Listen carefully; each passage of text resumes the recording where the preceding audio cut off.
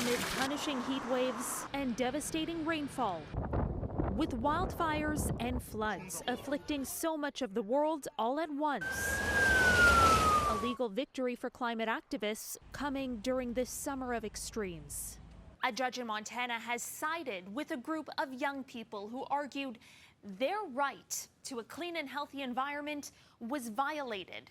The court has determined that the government's failure to consider the climate impacts of energy projects is unconstitutional, marking one of the strongest legal decisions on climate change. The case, brought by 16 Montanans ranging in age from 5 to 22, was the first of its kind to go to trial in the U.S. Many had testified how extreme weather events are harming their physical and mental health. The nonprofit law firm representing the plaintiffs called the ruling a game changer that marks a turning point in this generation's efforts to save the planet, adding more rulings like this will certainly come. The ruling means Montana must consider climate change when approving fossil fuel projects.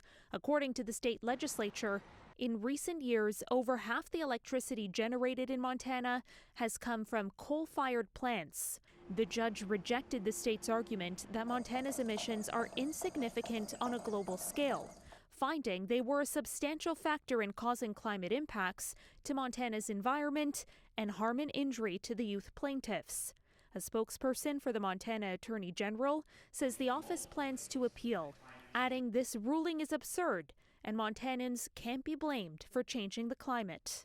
The number of climate change cases has more than doubled since 2017, according to this report published earlier this year. Experts believe other courts in the U.S. and around the world will look to the outcome in Montana as more people take to the courts to advance action on the climate. For City News, I'm Caryn Ceolin.